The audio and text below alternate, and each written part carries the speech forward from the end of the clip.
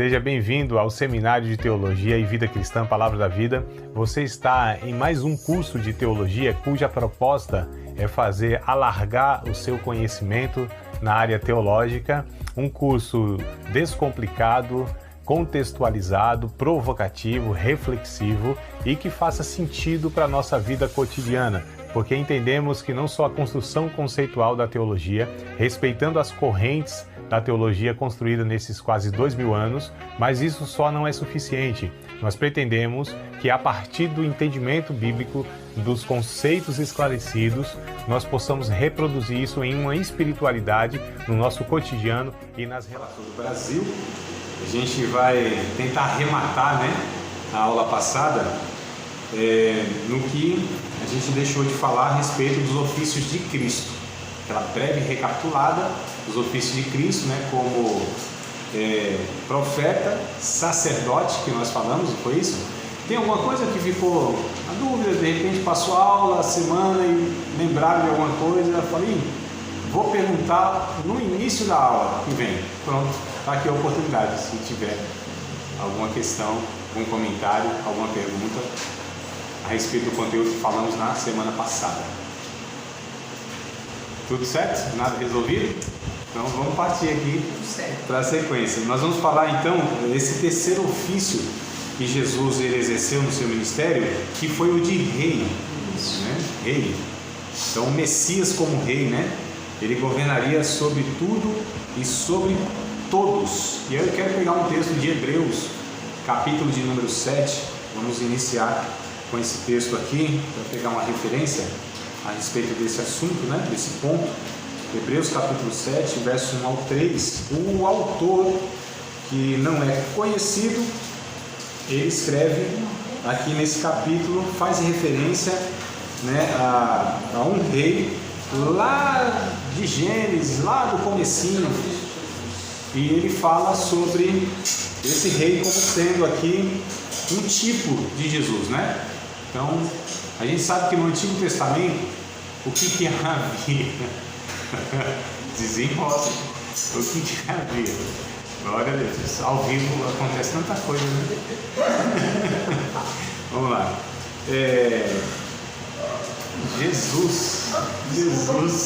Ainda bem que não abriu a câmera. Mais um brilho, professor. Eu vi o sininho assim. Hebreus capítulo 7, versículos de número 1 ao 3. O autor, ele vai trazer aqui uma figura do Antigo Testamento que ele representa, ele é uma tipologia, Como a gente falou, aliás, eu nem sei se a gente falou, não falamos sim? Falamos sobre a questão, não do Melquisedeque que estou me referindo, a questão de Jesus em todos os livros da Bíblia, Jesus, ele vem, não é isso? Falou, você distribui para a igreja. Ó, coisa boa, vocês vão replicando aí o conteúdo aqui. E não precisa eu nem reivindico direitos autorais, tá?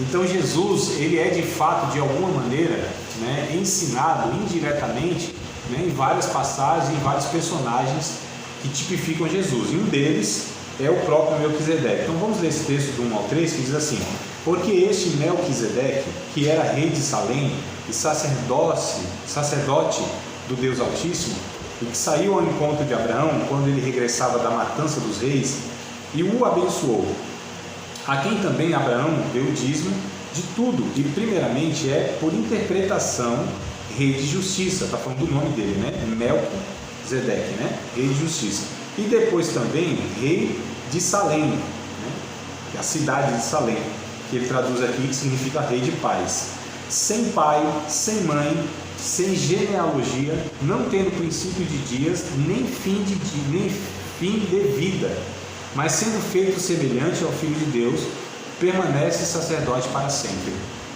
Então, como esse rei, ele era um rei sacerdote, na verdade, misturava aqui esses dois ofícios, rei e sacerdote. Nós temos no Antigo Testamento outra figura também, eu acredito que eu falei na primeira aula, que ele exerce mais de um ofício, uma pessoa que exerce 3 ofícios, que é o próprio Samuel, lembra? Que ele era juiz, na época era uma espécie de rei, naquele contexto, era sacerdote também, e também era profeta. Então isso é bem raro, mas Tem lá no Antigo Testamento, pelo menos agora que a gente está citando, o Melquisedeque lá na época de Abraão e o Samuel, e a gente vê que Jesus também, à semelhança deles, exerce esses 3 ofícios. Mas Jesus como rei é um reinado totalmente distinto, porque a gente não está falando de um reinado de amplitude humana, né, terrestre.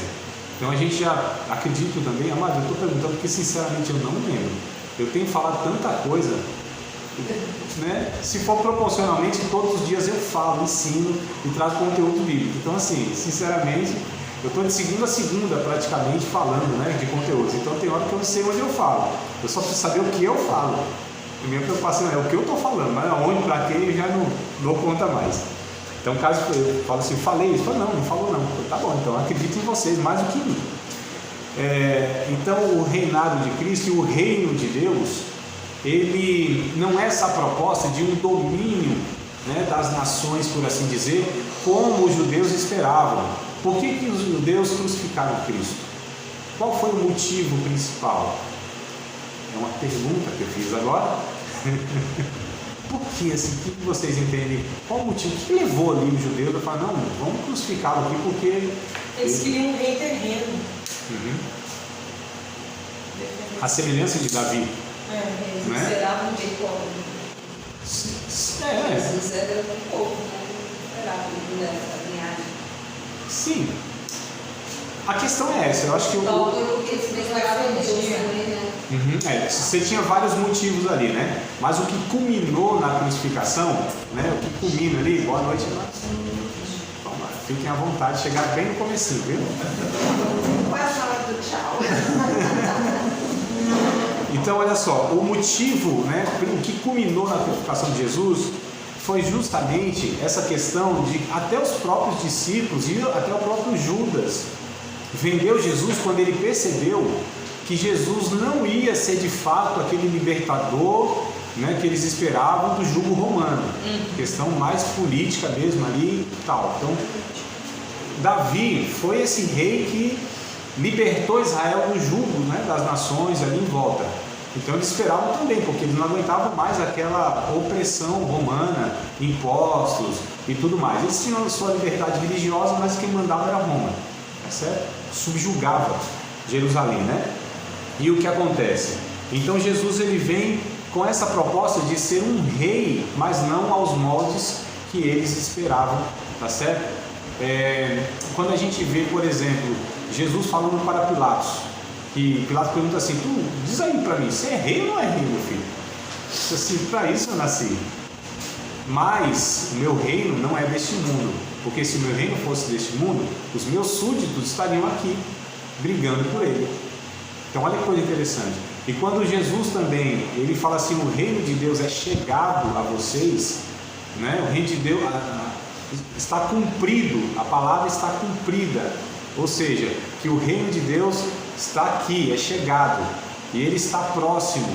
E ele disse ainda em outra passagem, não digam que o reino de Deus vem com aparência exterior, que ele está aqui ou está acolá, porque o reino de Deus está dentro de vocês. Ele já vem ensinando essa questão que o reino de Deus é o governo de Deus no coração dos homens que reconhecem ele como rei, né? Então só para a gente entender, porque as pessoas até hoje, infelizmente, às vezes pensam que o projeto de Deus é que os crentes dominem o mundo. Não é não, mano. Nós não temos nada aqui com esses sistemas estruturais de poderio humano querendo subjugar uma ou outra, as nações e tudo mais. Deus não tem esse projeto aqui. O que Deus quer de fato é governar o coração dos homens através do reconhecimento desses homens de quem Deus é. É por isso que ele usa não o seu poder, porque aí seria até fácil. Se Deus tivesse esse poder, esse projeto, melhor dizendo, né, político, ele subjugaria as pessoas facinho. É um pensamento de Deus, é uma ordem de Deus. Todos os homens, pelo poder de Deus, se sujeitariam, não tinha opção. É simples assim. Só que Deus escolhe a via do amor. Olha um Deus tão poderoso que opta por governar os homens pela via do amor, ou seja, ele se fragiliza, porque quem ama se vulnerabiliza. se coloca, né, em fragilidade em relação ao outro. Que Deus, amados! Que rei que a gente está falando aqui! Que homem! Né? É esse rei. Então, quando a gente pensa em Jesus como rei, ele vai governar, ele vai. Não é isso. Ele é o rei, inclusive, que dá a sua vida. Ele quer reinar pela entrega dele e não como os reis faziam, como até hoje os líderes fazem, subjugando as pessoas por meio da opressão, de leis administrativas, ameaças, etc. Pela vara, né? Que a gente fala, a vara régia, a vara do Estado, né? Os países totalitários e até as democracias também têm seus meios de opressão, por assim dizer, né? Aquilo que é imposto. Lei não é algo a ser convidado, você está convidado a obedecer essa lei. Não tem isso não, mano. Ou obedece ou é punido, acabou, tem conversa. Ou se enquadra aqui, vem debaixo dessa régua aqui, ou vai ter a punição. Essa é a lógica do negócio, né? Vamos lá. Tentaram fazer de Jesus rei, né, na hora errada, pelos motivos errados e pela forma errada, tudo errado. João capítulo 6, verso 15. João 6 e 15, a gente percebe também que as pessoas até falaram: eita, ele é rei, nós reconhecemos ele como rei, porém quiseram dar a coroa para Jesus na hora errada, pelos motivos errados e de forma errada. Capítulo 6, verso de número 15, de João, né? O Evangelho segundo escreve o João. Lá na Zona Leste, em São Paulo, chama de Jão. Diz assim o texto: sabendo, pois, Jesus que haviam de vir arrebatá-lo para o fazerem rei, tornou a retirar-se ele só para o monte. Então, quando Jesus multiplica aqueles pães, aqueles peixes, sacia a fome do povo, realiza aquele milagre, aquela multidão de, quem lembra aqui, 5 mil, né? 5 mil, mais ou menos aí, quase 5 mil. O texto vai dizer aqui no verso 10, quase 5 mil. Esses homens então quiseram fazer Jesus rei, como eu disse, na hora errada, pelos motivos errados e de forma errada. Que Jesus era rei, fato, ele sabia disso, ele declarou isso. Mas a motivação desse povo de ter Jesus como rei era um rei que traria benefícios a interesse. E o reinado de Cristo não se dá nessa relação de interesse, se dá na relação de reconhecimento e de conhecimento, principalmente. Não é só reconhecer, é conhecer. Porque a gente vê Pedro, por exemplo, reconhecendo, declarando Jesus como o próprio Deus. Lembra que eu falei que o que faz a diferença nossa, né, nós discípulos de Cristo, é que reconhecemos Jesus como Deus, porque religiões, meio acadêmico, enfim, a história reconhece Jesus como um personagem histórico lá, não é fictício, não é mito não, está lá, todo mundo reconhece, não é? O islamismo, o catolicismo, outras religiões orientais, né? No meio acadêmico, enfim, o mundo sabe que houve um homem de fato, há 2000 anos atrás aproximadamente, lá na Palestina, tal, que existiu mesmo, Jesus e tudo mais. Você tem achados arqueológicos aos montes aí para provar isso. Então, historicamente, arqueologicamente, academicamente, religiosamente, Jesus ele é reconhecido como um personagem histórico. Só que a diferença é essa, reconhecê-lo como Deus. Então, Pedro reconhece-o como Deus. Agora é interessante que no mesmo texto, eu estou me referindo a Mateus capítulo 16, a partir do verso 13, né, quando Jesus pergunta assim: o que os homens dizem quem eu sou? Nos diz que o senhor é tipo Jeremias, João Batista, Elias, desse naipe aí, Jesus. O senhor está meio duro, então relacionar o senhor com esses profetas aí. Jesus, tá bom, tá todo mundo errado, mas eu quero saber de vocês, que são os meus discípulos. E vocês, quem dizem? O que vocês dizem que eu sou? Aí Pedrão, cheio do Espírito Santo, não é? Ele diz: tu és o Cristo, o Filho do Deus vivo. E a gente já falou que esse equivale, esse termo Filho do Deus vivo equivale a dizer tu és Deus. Literalmente é isso, tu és Deus. Agora é interessante que na mesma cena, nem mudou de capítulo, não veio nem comercial, na mesma cena, né, Jesus falando: ó, eu vou ser entregue nas mãos lá de Jerusalém, nas mãos dos principais, sacerdotes, vou morrer, aquela coisa toda. Aí o mesmo cidadão que diz que tu és Deus, disse assim: não, Senhor, essas coisas não te aconteçam. Mas tem alguma coisa muito errada. Como que uma pessoa reconhece que quem está na frente dele é Deus, e aí quando Deus fala alguma coisa assim, não cabe. Para um rei, ninguém fala não. Para Deus, ninguém fala não. Para um Senhor, ninguém fala não. Então, olha que coisa interessante. Mesmo Jesus sendo o rei por direito, né, ele muitas vezes não é de fato. Isso se relaciona a Deus. Jesus aqui, Deus, a gente está tratando da mesma forma, né? Eles são Deus, ou é Deus. Então, Deus, por exemplo, é rei por direito. É Deus por direito. É soberano por direito. Só que não é de fato. Porque para ser de fato, é preciso reconhecê-lo e conhecê-lo na relação. Veja que coisa interessante. Então, quando o próprio Jesus ensina a orar o Pai Nosso, e diz, seja feita a tua vontade, assim na terra como é feita no céu, é porque na terra ainda não é feita por esses dois motivos: por não reconhecer Jesus como rei e não conhecê-lo na relação com o Senhor. Essas coisas estão ligadas, são sinônimos, rei e Senhor, né? Reconhecer e conhecer. Então tem pessoas, nós reconhecemos, somos cristãos, reconhecemos Jesus como Deus, como Senhor, aquela coisa toda. Aliás, reconhecemos, é isso mesmo. Mas conhecer seria obedecer. O que Pedro deveria ter falado para Jesus? Primeira vez ele acertou, o miserável. Tu és Deus. E na segunda? Sim, Senhor. É isso. Não, Senhor, não cabe na mesma frase. Para um Senhor não se fala não. Para um rei não se fala não. Para Deus não se fala não. Foi impulso de Pedro. Ele era esse impulsivo, né? Ele era bem parecido com a gente, levado pelas emoções. Dependendo da situação, você responde de uma forma ou de outra. Mas aqui o interessante é isso, que o reinado de Cristo propõe que todos nós o reconheçamos e o conheçamos na relação. E nessa relação de amor, de confiança, porque o Evangelho é uma proposta de confiança. O que diz Marcos capítulo 1, verso 15? Acho que é 15, né? 14 e 15. É o texto que eu estou citando aqui desde o começo, a respeito do reino de Deus, que Jesus disse, né? Verso 14, né? Depois que João foi entregue à prisão, veio Jesus para a Galileia, pregando o Evangelho do reino de Deus e dizendo: o tempo está cumprido, mas o termo que eu quero é esse aqui, ó. E o reino de Deus está próximo, arrependei-vos e crede no Evangelho. Esse termo crede, né? Que vem de pistel, se traduz por fé também, tá? Que é um relacionamento de confiança. Então, o que Jesus está falando aqui, ó, o reino de Deus, ele precisa ser um reino de relacionamento, de confiança.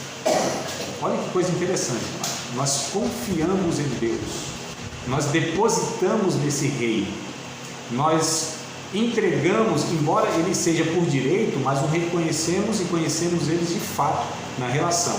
Então o reinado de Cristo, ele se dá com bases, ou com base no amor. Não tem outro meio que Deus atrai,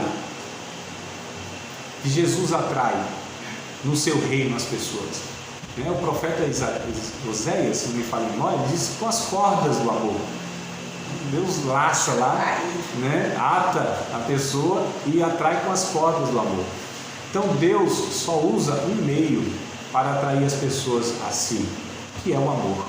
Isso se dá pelo relacionamento e através do ensino, como a gente já falou. Mateus capítulo de número 25, verso de número 31 até o 46, tem uma passagem muito rica nesse sentido aqui, que a gente está abordando.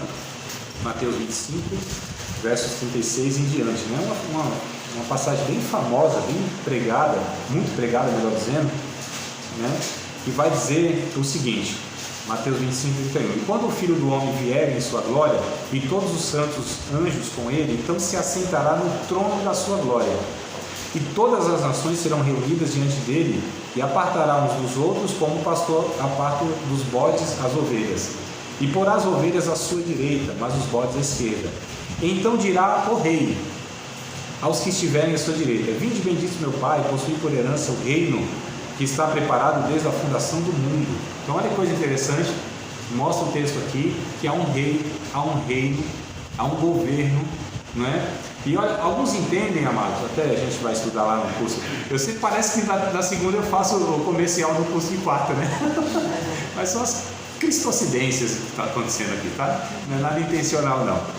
Mas aqui alguns entendem, inclusive, que essa passagem fala da época lá do milênio, né? Onde pessoas entrarão nesse reino milenar de Cristo aqui na Terra. E haverá isso segundo a corrente teológica aí, que Jesus reinará por 1000 anos aqui. A discussão é se é literal os 1000 anos ou se não é. Mas concordam que haverá esse governo de Cristo. Naquele momento, naquele tempo, né?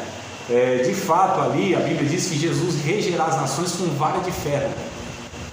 Só que olha o engano. Então Jesus aqui vai governar na base, outra base então. Não é no amor, não. Sempre será um governo de amor. Porém, entretanto, outro sim. Quando diz vara de ferro, é de uma maneira inquebrantável. Que as pessoas não conseguirão de maneira nenhuma desobedecer esse governo. Olha que coisa interessante, né? Então eu não penso que Jesus usará nessa ocasião no seu poder. Agora o constrangimento da sua presença será de tal forma que as pessoas não conseguirão desobedecer, ainda que tenha lá no fundinho da sua alma um desejo de desobedecer, porque Jesus, ele constrange. A santidade de Deus, o amor de Deus constrange muito mais do que se nós estivéssemos diante do seu poder, amado. Verdade. Porque não existe, nós pensamos que existe poder maior nesse universo, nessa criação, do que o amor. Não existe. Mais forte que a morte. Sim, não existe. Não existe poder maior, usado inclusive pelo próprio Deus, do que o amor. Ninguém resiste a um amor verdadeiro. Tem um peso esmagador, acachapante, irresistível. Não há poder maior que consiga suportar um amor, resistir um amor. Quando esse amor ele é derramado na densidade divina, na vida de um ser humaninho, como nós, não é, amados? E homens provaram isso na história. E alguns deles me parece que nem eram discípulos de Cristo. Parece, não sei, quer dizer, até eles parecem até mais discípulos de Cristo que muitos que falam que é. Mas enfim, né? Gandhi, por exemplo, subjugou o império da Inglaterra, poderoso. Como? Pela força, franzino do jeito que era, com armas? Nenhuma. Olha que coisa interessante. O que esse homem usou? Além do amor. E outros mais na história aí, né? Mas enfim. Bora lá na continuação aqui. O ladrão na cruz, né, Lucas 23 e 42, o ladrão na cruz percebeu que Jesus tinha um reino. Não é possível. Como eu disse ontem na pregação, não sei quem ouviu, foi lá aquela pregação, né? Alguém falou para mim, nossa, que palavra simples. Que foi elogio para mim, né?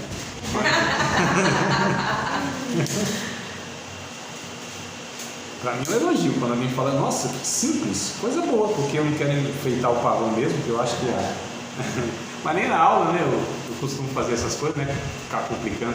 Eu acho que a nossa tarefa, como aqueles que comunicam a palavra de Deus, é até pegar as coisas complexas que existem mesmo, mas é o papel do professor, né, é isso aqui, uns fazem o inverso, não sei porquê, eu até sei, mas Lucas 23 e 42, demonstra isso, né?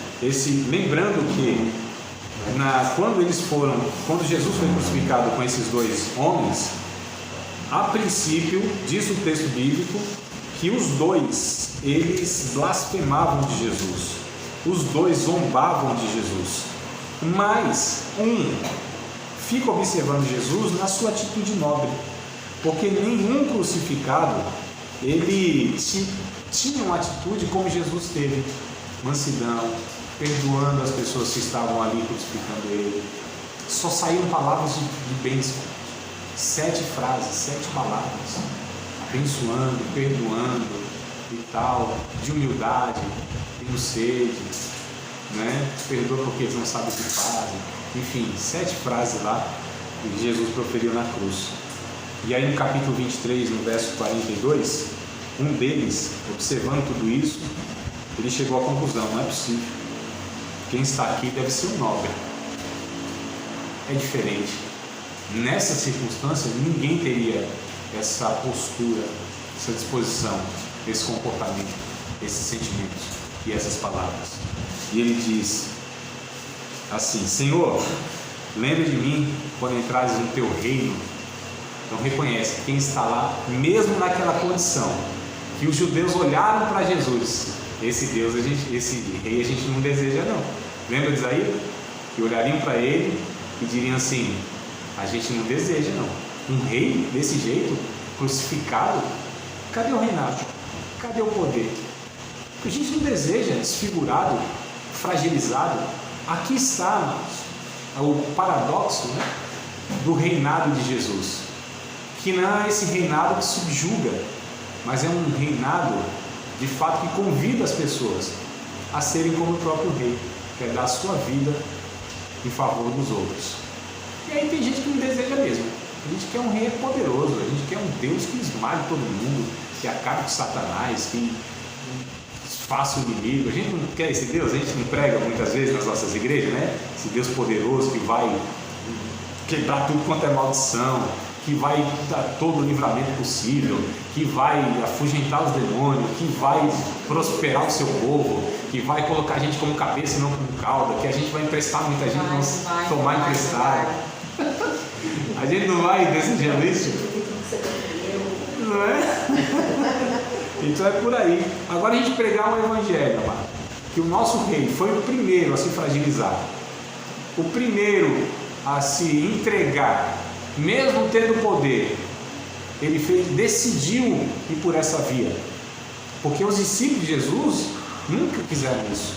Quando foram prender Jesus, o Pedro disse: não, aqui jamais, nós vamos defender o nosso rei, porque o reino aqui vai prosperar, vai. E Jesus disse: não faça isso não. Jesus ele falou: Pedro, é o seguinte, isso é para nós também, se Jesus, né, pudesse falar assim, para vocês também, tá? É o seguinte: eu tenho poder que, se eu agora pedisse ao Pai, em uma fração de segundo, viria aqui, estaria à minha disposição um poderio de 72 mil anjos. Eu estou traduzindo tudo aqui. 72 mil anjos. A gente precisa lembrar que um único anjo, em uma única noite, matou cento e tantos, esqueci agora o número, mas cento e não sei quantos soldados de guerra. Um único anjo matou lá e estava tranquilão, não suou no canto da orelha. Se fosse para matar na outra noite, mais aquele montante, matava. Em uma noite, um anjo. Jesus, eu tenho disposto 72 mil anjos. Acabaria com o universo. Ele tinha o poder, mas não usou o poder. Mas a gente gosta do poder, a gente gosta de dominar. Só que o nosso Deus, o nosso rei, é esse que optou por isso, por não dominar por essa via do poder, né? Então a igreja sempre quis poder, isso é bom demais. Mas o nosso rei não. Ele nos convida que a gente seja semelhante a ele, né? E isso é ruim pra caramba, a gente não gosta desse negócio. Isso é antipático. Ou mensagem antipática é do evangelho. Do evangelho. Estou falando do que muitas vezes é falado. Do evangelho é antipático. Nos convida a seguir um rei, um Deus que se fragilizou, que se fez homem, que se entregou. Um rei, deixa eu ver se eu não erro muito aqui. De periferia. De periférico, não era? Estou exagerando, não estou forçando nada do texto aqui, né? Então, num lugarzinho lá que falou: rapaz, desse lugar vem alguém? Alguma coisa boa, vem? Não vem. Então, né? De periferia, não reconhecido academicamente como mestre. Não, esse cara aqui não tem know-how, nunca passou por nenhum mestre aqui de sinagoga, nada. De onde vem esse rabi? Não fez, né? Nem o André na segunda-feira, nem o possível, não fez nada. Então assim, outra coisa, ele era muito novo, meninão em relação aos outros mestres, um menino, né? Enfim, tinha uma série de questões que desqualificavam Jesus. Não é possível. João Batista falou assim: não é possível. Mandou um discípulo dele, falou: pergunta lá para Jesus se é ele mesmo que a gente deve esperar ou se é outro, porque não é que eu esperava. Não tem essa passagem, não? Tem. João Batista, ele ficou em dúvida. Assim, pergunta lá se é ele ou se a gente espera outro, porque eu estou vendo que eu tenho pregado e acreditado no negócio que Jesus não está correspondendo. É sério, amados, olha só que coisa doida, né? Então a gente vê isso na realidade, no contexto, quando Jesus estava lá. E aí a gente percebe que Jesus ele é diferenciado. Ele não tem nada a ver com as nossas propostas, nossas óticas, com as visões, desejos, anseios, nada. Ele é totalmente diferente. Para quem compreende o Evangelho, ele é desejado. Ele só não é desejado para aqueles que querem o poder, o status, o livramento, né? Quer se safar de toda a situação. E eu falo, aí se torna um crente safado, a se safando, né? De todas as situações. Não, mas a gente precisa entender qual é a proposta e que rei é esse que a gente fala. Apocalipse 11, 15. Aí vamos em 3 textos de Apocalipse, tá? Apocalipse 11 e 15, depois vamos para o 12 e 10 e depois para o 19, 11 ao 16. Calma que eu repito. 11 e 15. A gente está falando na questão de Jesus como sendo rei, né? E tendo um reinado, tá? Esse termo reinado é mais dos teólogos da América Latina, né? Os europeus não citam isso aí. Os europeus sempre quiseram colonizar, né? O europeu sempre quis subjugar. O europeu sempre quis dominar os povos. Tem uns teólogos europeus, norte-americanos, eles não lidam com o termo reinado, eles só falam de reino. Só os teólogos latinos que eles vão tratar o reinado. São óticas diferentes, né, irmão? Interessante isso. Vamos lá. Capítulo 11, verso 15. Diz assim: tocou o 7º anjo a trombeta e houve no céu grandes vozes que diziam: os reinos do mundo vieram a ser de nosso Senhor e do seu Cristo, e ele reinará para todo sempre. Vamos juntar o texto. Pode até falar glória a Deus também se quiser. Capítulo 12, verso de número 10, diz assim: e ouvi uma grande voz no céu que dizia: agora chegada está a salvação, e a força e o reino do nosso Deus e o poder do seu Cristo, porque já o acusador de nossos irmãos é derribado, o qual diante do nosso Deus os acusava de dia e de noite. Capítulo 19, versículos de número 11 até o 16. Aqui é onde culmina na história humana esse advento de Cristo vindo com poder e grande glória, onde a sua igreja fica um passo atrás, lá nas nuvens, e ele desce sozinho aqui. E João diz assim: e vi o céu aberto, e eis um cavalo branco que estava sentado sobre ele, e chama-se Fiel e Verdadeiro, julga e peleja com justiça. Seus olhos eram como chama de fogo, sobre a sua cabeça havia muitos diademas, tinha um nome escrito que ninguém sabia, senão ele mesmo. Estava vestido de uma veste salpicada de sangue, e o nome pelo qual se chama é a Palavra de Deus. E seguiam os exércitos que há no céu, em cavalos brancos e vestidos de linho fino e branco puro. E da sua boca saía uma aguda espada para ferir com ela as nações. E ele as regerá, aquele termo que eu falei para vocês, com vara de ferro. E ele mesmo é o que pisa o lagar do vinho, do furor, da ira do Deus Todo-Poderoso. E na sua veste e na sua coxa está escrito este nome: Rei dos Reis e Senhor dos Senhores. Então a gente percebe que ele aqui será de fato para todos, querendo ou não, vão ser subjugados diante do reino, do reinado, melhor dizendo, e do poderio do Cristo. Então aqui é o final da história humana, tá, amados? Ainda não chegamos lá. Então, enquanto isso, Jesus, ele tem o seu reinado no coração dos homens, tá? Tudo bem? Alguma pergunta a respeito desse conteúdo que a gente trouxe até aqui? Não? Tranquilo? Então vamos lá para de Cristo, que é a sua obra e missão, né? Primeira carta de João, capítulo 3, verso 8. Qual é a obra de Jesus? Afinal de contas, Jesus veio para quê? Para resolver o que estava mal resolvido. A gente já percebeu que não era para implantar um reino, dominar nada, né? Para exaltar a nação de Israel sobre todas as nações, para colocar o seu nome acima de todos os nomes, nesse sentido humano aqui terreno. A gente já viu, primeira carta de João, não é evangelho, primeira carta capítulo de número 3, versículo de número 8. Aí o texto, João vai dizer para que Jesus se manifestou, para que ele veio, qual a finalidade. Pode ler, irmã Maria, em alto e bom som. É o que? 1 João 3 e 8. 3 e 8. O que vimos e ouvimos, isso vos anunciamos, para que também tenhais comunhão convosco. Quer dizer primeiro? Acho que é. Continue. 1, 3. 1 João, capítulo 3. Ah, 3, 8. Isso. Estava lá no 1, 3. Vamos lá. Quem comete o pecado é do diabo, porque o diabo peca desde o princípio. Para isso o Filho de Deus se manifestou, para desfazer as obras do diabo. Isso.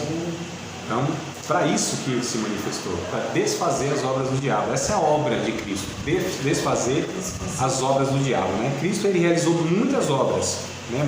Teve muitos feitos e tal. Porém, a obra suprema, principal, que ele consumou foi a de morrer pelos nossos pecados, ou pelos pecados do mundo, né? A gente vê isso lá no anúncio em Mateus capítulo 1, verso 21. Capítulo 1, verso 21.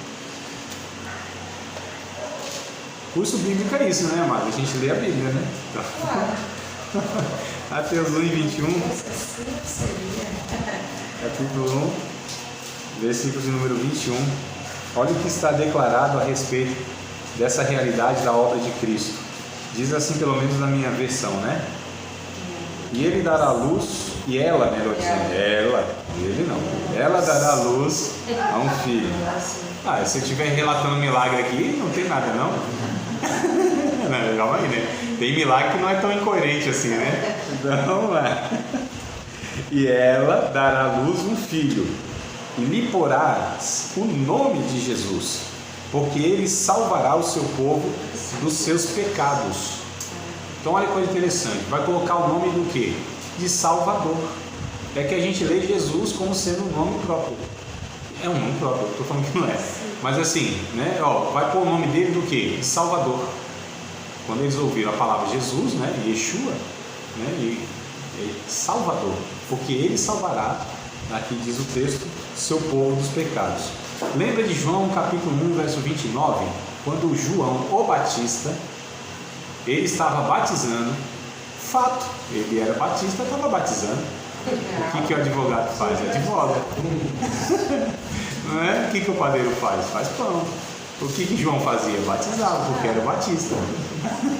Vocês sabem que não era sobrenome, né? João Batista. Não é? É João o Batista. Né? Então a gente precisa entender essas questões aí também, né? Sempre pensei nisso. Vamos lá, então, quando Jesus estava passando, João batizando, aí ele diz isso aí no verso 29. Eis aí o Cordeiro de Deus que remove, que tira o pecado do mundo. Então a obra de Jesus suprema é essa: vir para arrancar, tirar o pecado do mundo. Aquilo, amados, que era um sinal de morte na nossa existência, por Jesus foi removido. Ele arrancou, ele tirou esse poder nefasto da morte dos seres humanos. Meu Deus. Todos aqueles que aceitam o seu reinado, a morte já não tem mais efeito, já não tem mais poder. Onde está a morte, teu aguilhão? Onde está o inferno, a tua vitória? Passou da morte para a vida, por isso que é aquela passagem. Exato, exatamente. A vida abundante. Né? Eu acho que eu disse para vocês que Jesus, porque assim, todos, a morte arrastou, todos sem exceção, Abraão, Isaac, Jacó, Moisés, todo mundo, todos sem exceção.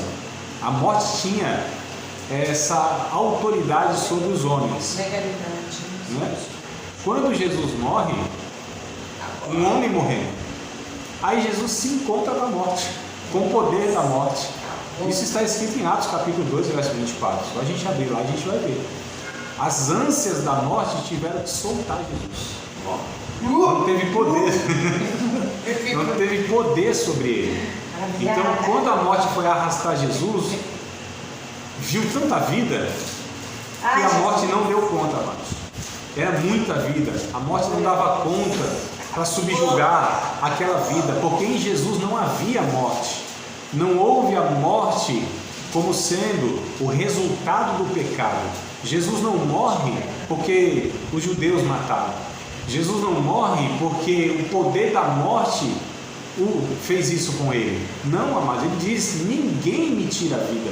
Não há nada, não há ente, não há entidade, não há força no universo, poder satânico que possa me tirar a vida. É eu que a dou e torno a tomá-la. Olha que coisa interessante, amados. Então o texto vai dizer, de Atos 2:24, as ânsias da morte tiveram que soltar Jesus, porque ali estava o príncipe da vida, aquele que venceu o pecado, aquele que removeu o pecado, aquele que transformou a maldição do pecado em fonte de vida nele mesmo. Então Jesus chupa a morte, arranca a morte. Vai ter um dia da morte, vocês sabem disso, né? O Apocalipse fala isso. Vai ter um dia, é o último que vai morrer, em nome de Jesus. É a morte. A morte da morte. Então essa é a obra de Jesus, né? Incluída nessa obra. Morrer. Sim, incluídas nessa obra expiatória, né? Figura sua morte, ressurreição e ascensão. É isso que eu vou falar aqui, tá? Então não somente devia ele morrer por nós, mas também viver por nós, né? Não somente ressuscitar por nós, mas também ascender, né? Subir para interceder por nós diante de Deus. Romanos 8:34, Romanos 8, verso de número 34, diz isso aqui. Então nós vamos falar agora sobre morte e ressurreição e a ascensão de Jesus, doutrinas fundamentais da nossa fé, amados, tá? Romanos 8:34, vamos ver o que diz lá, e a gente vai caminhando aqui no livro de Romanos. Romanos 8:34.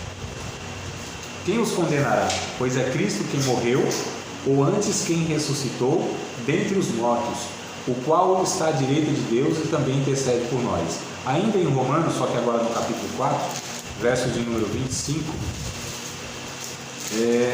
diz assim, 4:25 de Romanos. Qual? 4:25, né? O qual, por nossos pecados, foi entregue e ressuscitou para a nossa justificação. Então olha o que o texto vai dizer. Ele foi entregue por nossos pecados e ressuscitou para a nossa justificação. Então ele morreu e ressuscitou. 5:10, capítulo 5, verso 10, bem pertinho aí, né? E aqui eu acho bem interessante, presta atenção antes que vocês leiam. Vocês conseguem olhar para mim aqui, ó, sem ser tentado a ler aí? Amados, se Jesus morresse, ninguém nasceu como Jesus, ninguém viveu como Jesus, ninguém morreu como Jesus. Se tivesse acontecido tudo isso, tivesse morrido pelos nossos pecados, e se ele não tivesse ressuscitado, nós não estaríamos salvos. Olha que coisa interessante. Nós não somos salvos pela morte de Jesus. Nós somos salvos pela ressurreição, pela vida ressurreta de Jesus. A morte de Jesus nos reconcilia com Deus. A sua vida na ressurreição é quem nos salva para uma ressurreição eterna. É o que o texto diz, ó. Porque se nós, sendo inimigos, fomos reconciliados com Deus pela morte do seu Filho, muito mais estando já reconciliados, seremos salvos pela sua vida. O que eu trago de ilustração, né, para a gente entender esse versículo, é o seguinte. Talvez tenha apontado para vocês. E vamos fazer o seguinte, amado. Vamos fazer igual aqueles casais assim, que são casados tipo 20, 30 anos, que um fala a mesma coisa para ele, já falou 10 vezes a mesma coisa, mas o outro ouve com entusiasmo. Vocês sabem do que eu estou falando, né? Tipo assim, a gente conta e o outro está falando assim, ele falou umas 200 vezes isso aí já. E a gente conta uma empolgação como se fosse a primeira vez, né? E o outro ouve na empolgação também como se fosse a primeira vez. Então vamos fazer essa relação aqui, ter essa relação entre nós aqui, para não ficar esse negócio assim, não, o professor falou isso 10 vezes, mas vamos, me ajuda aí, porque 3 anos eu não vou ter muita coisa nova para falar. Eu vou repetir as mesmas coisas, talvez de forma diferente. Eu aprendi que isso é tautológico, né? Tautologia, isso. É a mesma ideia com palavra diferente. Eu gostei do termo e o método já uso faz tempo. A palavra de Deus se renova. E a minha oração é que vocês tenham uma memória curta. Eu falo, nossa, olha o professor falou um negócio hoje que a gente nunca ouviu. Não, já ouviu.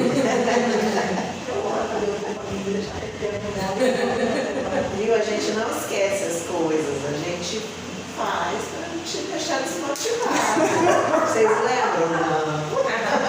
Oh, coisa boa, hein?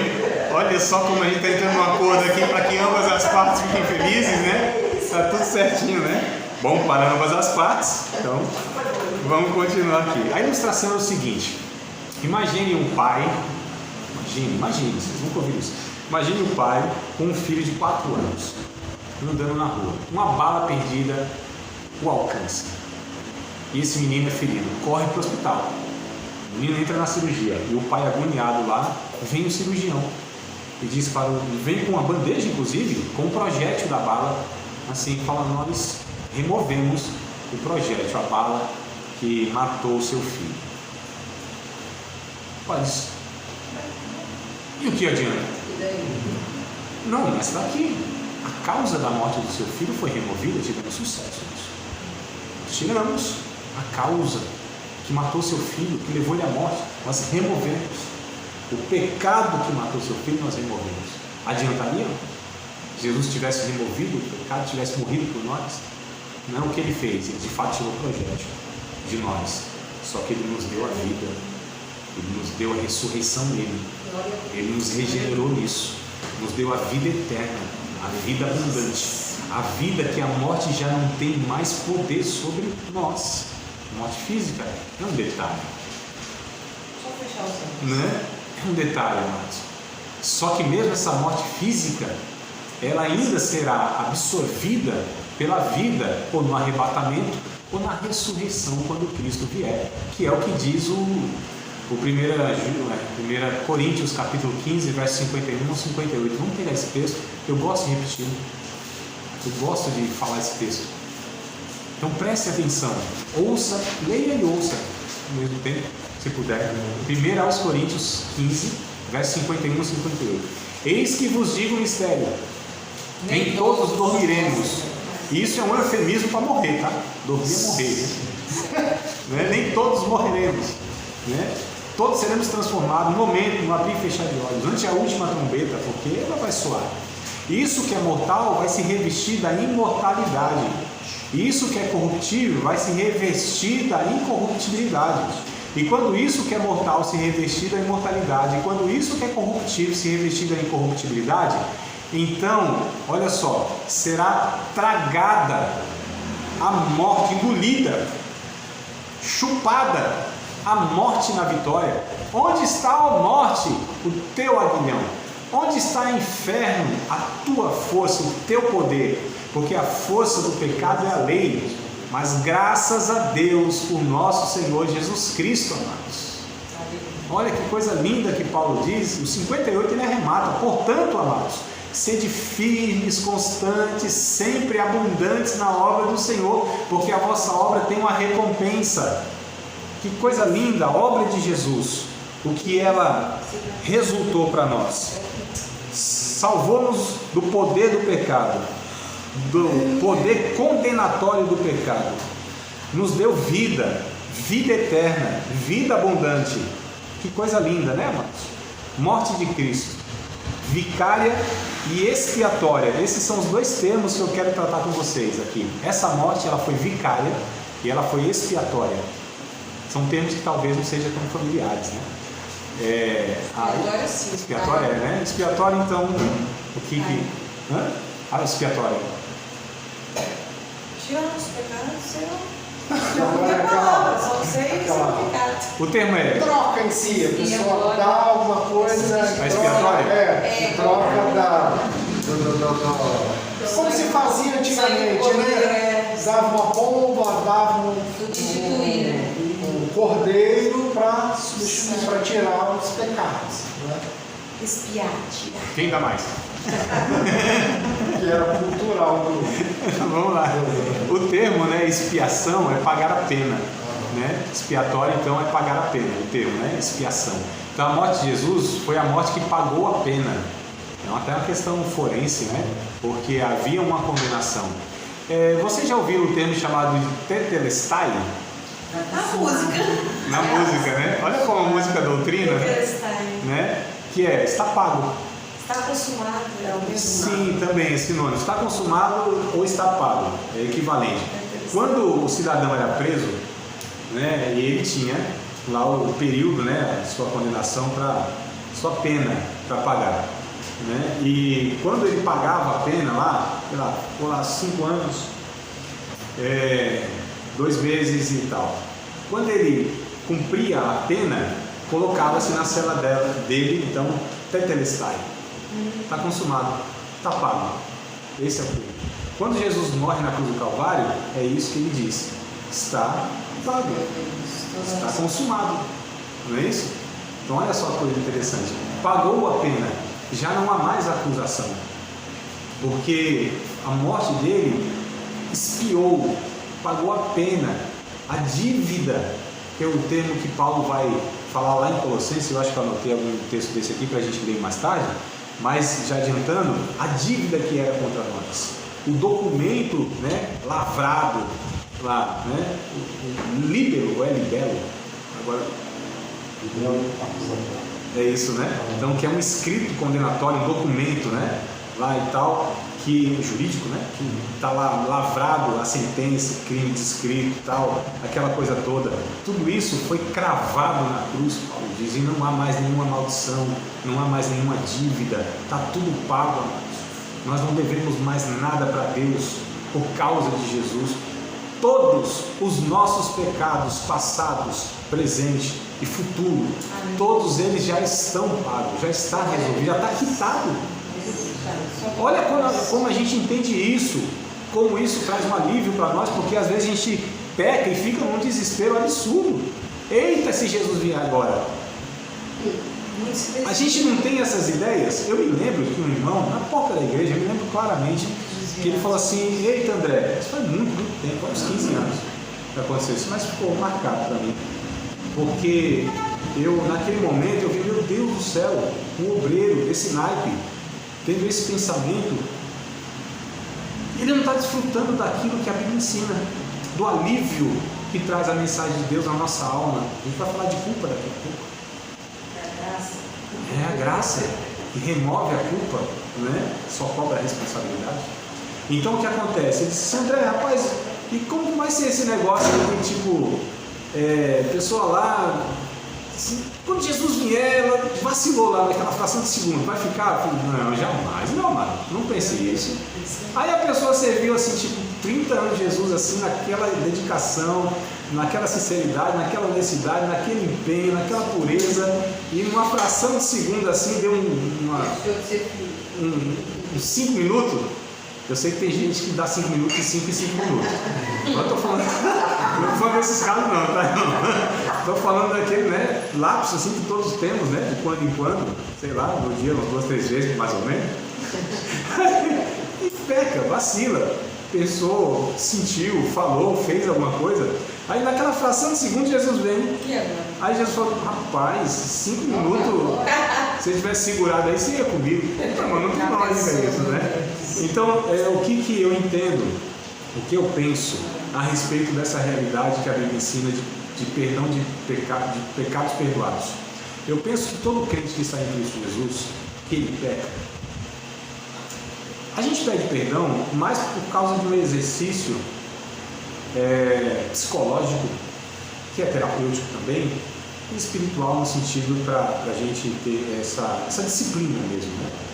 Mas assim, nós já estamos perdoados em Cristo, já estamos em Cristo. Se nós entendêssemos essa dimensão, amados, que nós estamos em Cristo, os pecados que foram, que são e que serão, já está perdoado. O que nós fazemos é pedir perdão por todo esse processo que eu citei aqui, né?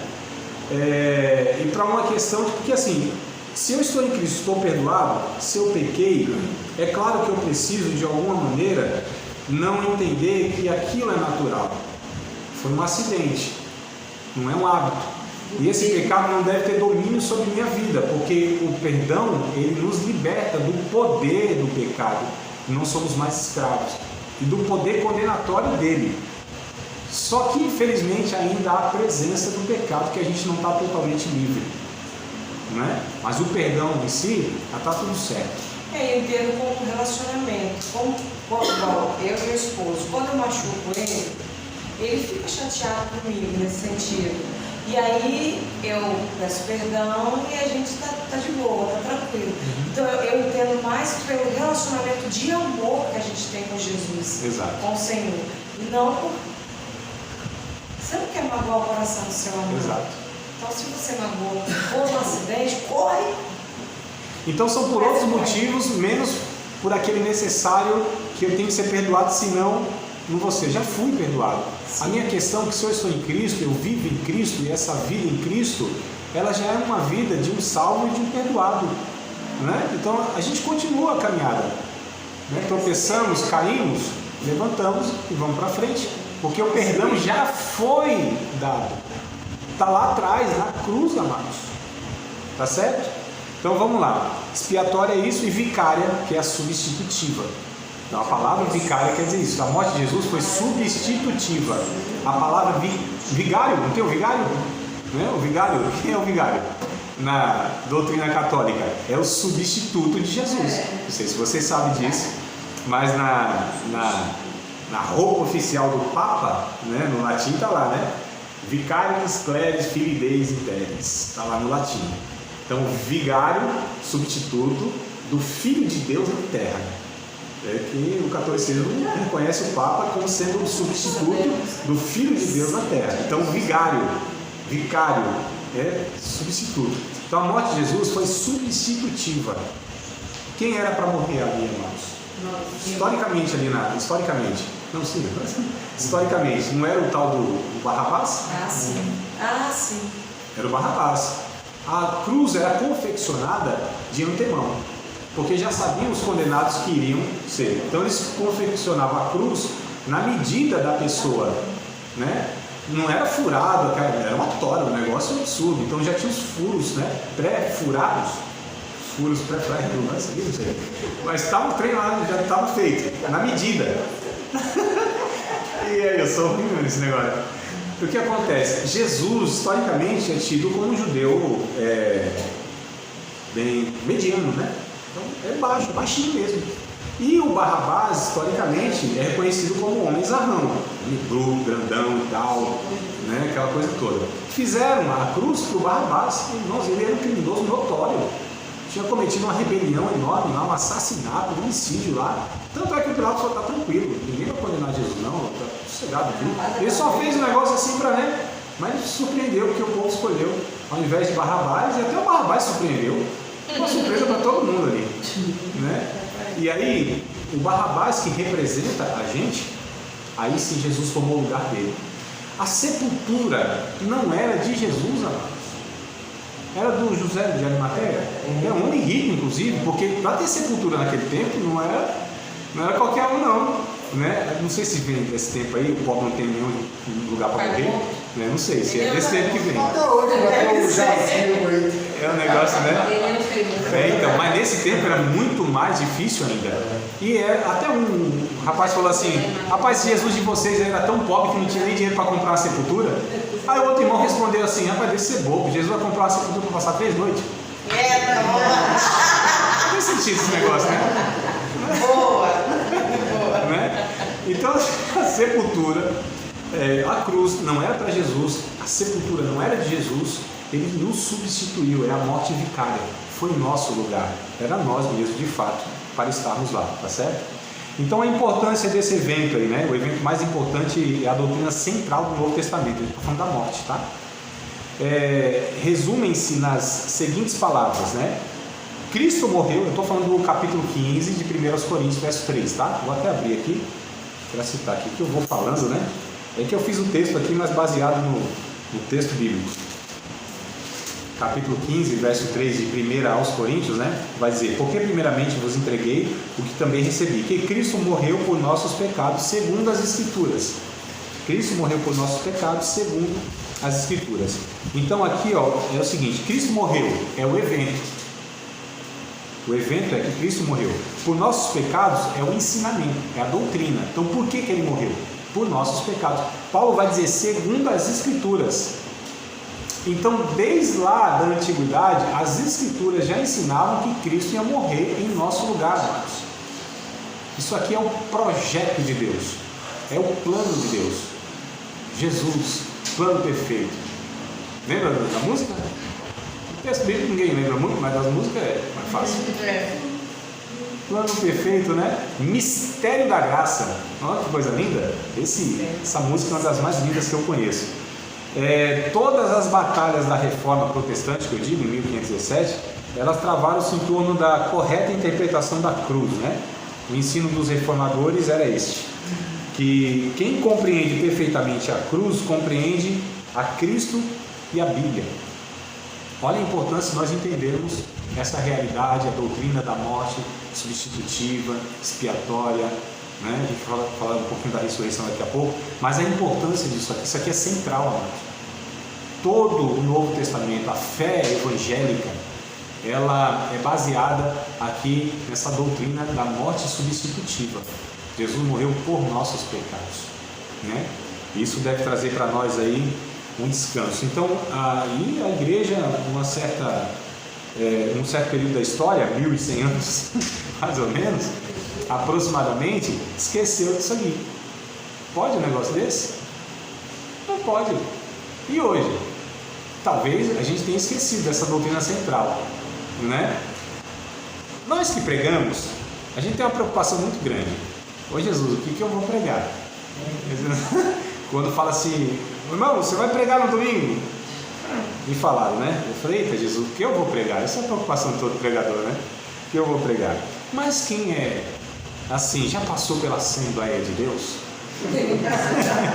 Ou por uma igreja pentecostal que derivou da Assembleia de Deus, que foi a maioria, né, no nosso país, usava a harpa cristã. E a harpa cristã tem a solução para essa preocupação dos pregadores. Tema do bom pregador. Ninguém lembra da frase? Não é uma frase? Sim, é a cruz, mas tem outra palavrinha. O Calvário. Tema do bom pregador, o Calvário. Não lembra? Pelo sangue de Jesus, o Calvário. Eu não continuo cantando porque vocês vão tremer. Nervoso. Não é poder não, é nervoso, tá? Então a gente entende, amados, essa importância disso aí, tá? O grande problema, né, da humanidade é de fato o problema do pecado. E o Evangelho apresenta uma perfeita provisão, né? Ou seja, a solução para o resgate do poder. Anota isso aqui: o resgate do poder e da culpa do pecado, tá? Então Jesus, ele é o autor e é o consumador, né, da salvação. Hebreus 5:9, eu não vou ler, só vou passar para vocês para ganhar um tempinho aqui, tá? Hebreus 5:9, 12 e 2. Hebreus 5, capítulo 5, verso 9. Hebreus capítulo 12, versículo número 2, vai falar que Jesus, ele é o autor da salvação, né? Mas falando a respeito do poder e da culpa do pecado, vou ver se eu consigo fechar a aula aqui nesses dois pontos, tá? O poder, né, do pecado. O pecado, melhor dizendo, domina o homem sem Cristo. Então Jesus morre para nos livrar do poder do pecado. Todo o ser humano, ele é escravizado pelo poder do pecado. Só Jesus tem o poder para libertar este homem desse poder dominador do pecado. Nós, seres humanos, não somos pecadores porque pecamos. Nós pecamos porque somos pecadores. É muito mais grave do que os atos. É uma natureza que nós temos. Irremediavelmente, ela é incurável. O ser humano, o velho homem, a velha natureza não se converte. Não tem como fazer o bem a partir de uma origem pura. Não tem, amados. É impossível. O ser humano é mau na essência, na natureza. Tá certo? Não tem como. Então há um poder sobre os seres humanos que é o poder do pecado. Jesus morre e resolve essa questão, então, nos dando o poder para ser livres. Então nós cristãos, regenerados, discípulos de Cristo, nós temos poder inclusive para pecar, se quisermos. Então só o discípulo de Cristo que peca de verdade, assim, peca decidindo pecar. Porque aquele que está sem Cristo, ele não decide pecar. Já está, né? Ele já é um pecado puro. Ou impuro, né? Puro, acho, né? Do alto da cabeça à planta dos pés, amados, como diz Isaías. Um corpo moribundo, chaga podre, não espremida. Poeticamente, o que está falando lá?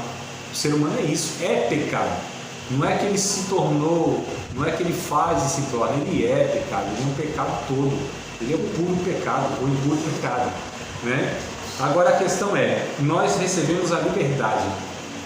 Quando nós pecamos, então nós somos responsabilizados, porque nós recebemos condições e recursos para não fazer.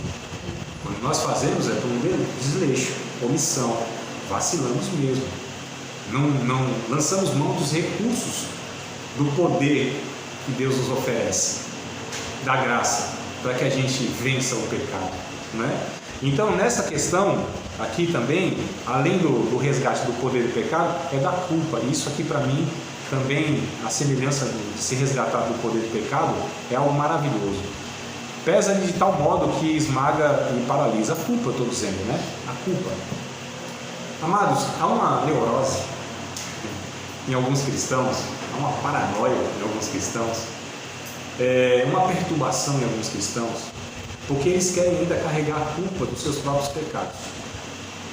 Mas lembra que a gente discutiu aqui? Jesus já carregou tudo isso. O Espírito Santo, eu vou falar isso aqui com muita calma, com muita certeza e sem medo de errar. Não é que eu sou infalível, não, porque para mim isso é muito claro nas Escrituras. O Espírito Santo não usa a culpa, o sentimento de culpa nos cristãos de forma nenhuma para levá-los ao arrependimento. Culpa não é um instrumento usado pelo Espírito Santo, é pelo diabo, é Satanás que usa. A culpa já foi levada por Cristo Jesus. Quando nós pecamos, o Espírito Santo nos responsabiliza por aquele ato, mas não nos imputa a culpa, né? Ele amputou a culpa, não amputou. Então, quando nós sentimos culpa no pecado, quando nós pecamos, é porque nós não entendemos. Nós achamos, inclusive, que é o Espírito Santo que está nos acusando. Então, os termos que a gente usa é relacionado a Satanás, amados, na Bíblia. Culpa, acusação, o Espírito Santo não vai por essas vias. Então, o Espírito Santo, o que ele faz? Nos entristece, nos trazendo um senso de responsabilidade, pela irresponsabilidade que nós cometemos pecando. Segundo aos Coríntios, capítulo 7, verso de número 10. Há uma tristeza de fato, que é uma tristeza gerada pelo próprio Espírito Santo. Essa tristeza visa nos levar à consciência da responsabilidade que nós temos agora, porque nós carregamos o nome de Cristo. É por isso que nós oramos, santificado seja nós que deve ser santificado o nome de Cristo, de Deus, do Pai. O nome de Deus não pode ser santificado mais ainda, ele já é santo, mas em nós ele pode ser santificado ou não. Segundo aos Coríntios capítulo 7, versículo número 10, se não me falha a memória, estou puxando aqui na memória, tá? Não está nem anotado nada aqui, vai dizer que há uma tristeza segundo Deus, que opera arrependimento, e a outra tristeza segundo o mundo, que opera a morte, que é a culpa. Nós não temos condição nenhuma, amados, de carregar sentimento de culpa. Isso psicologicamente é esmagador, fisicamente é prejudicial, espiritualmente paralisa. Então a gente precisa entender bem essa realidade bíblica, que Jesus já tirou todos esses pesos existenciais de nossa vida. Quando nós entendemos isso, amados, e quando nós erramos, e quando o nosso próprio coração, que é enganoso, ele quer nos condenar, porque tem essa, né? Jesus já perdoou, nós falamos aqui faz tempo, e aí a gente não se perdoa. Não pensa, eu não me perdoo. Falei, eita, então a gente é maior do que o próprio Jesus, né? A gente é mais santo que o próprio Jesus, que foi ofendido e perdoou, e a gente não se perdoa. Vamos ler um texto de 1 João, falando dessa realidade aqui, amados. 1 João, eu acho que é capítulo 3, verso 20. E vai falar isso, porque o nosso coraçãozinho, ele é isso aí. Oh, meu Deus do céu. E a gente é regido por esse, quer ser regido por esse, é 13 e 20 vezes, 1 João, tá? Quer ser regido por essas emoções, essas questões sensoriais. A gente é essa geração que é muito guiado, né, por essas questões afetivas. A gente é muito romântico, no sentido positivo e negativo também. A gente é muito assim, meio exposto, né? A gente é muito emocionado. Não é, amado? É uma emoção tão grande que a gente, quando o culto não foi de cunho emocional, não foi bom, não. Se não sentiu o arrepio da cervical até a cóccix, não foi bom. Se eu não chorei, Deus não está aqui. Então a gente tem essas questões assim, não, amados. É quando a gente é transformado no entendimento, quando a nossa consciência ela é iluminada pelo Espírito Santo. Quando Deus vem e muda as categorias do nosso pensamento.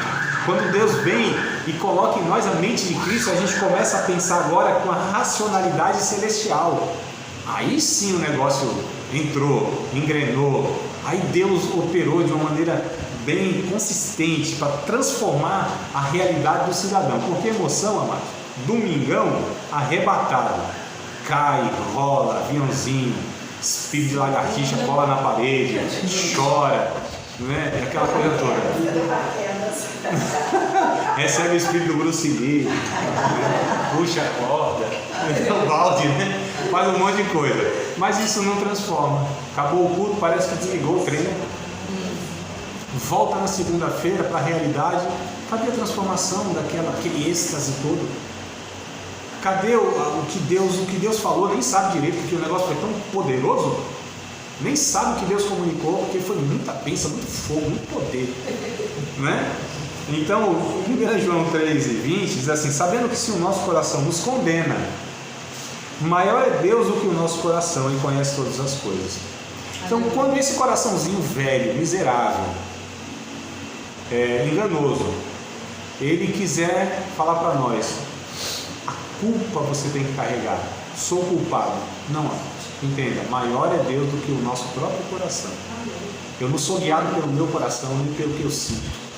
É pelo que eu sei de Cristo, declarado nas Escrituras Sagradas. Eu confio muito mais na palavra de Deus do que nos meus sentimentos que são enganosos. Ainda que Satanás, ele queira plantar no meu coração a culpa, eu posso falar, não, Satanás, o meu Senhor Jesus Cristo, segundo a sua palavra, ele removeu toda a culpa. Eu só vou ter que arcar com as consequências aqui da minha irresponsabilidade. Mas a culpa não tenho mais. Não perco a comunhão com Deus por causa disso. Porque há um elo tão forte do sangue de Jesus em nossas vidas que o pecado não pode romper.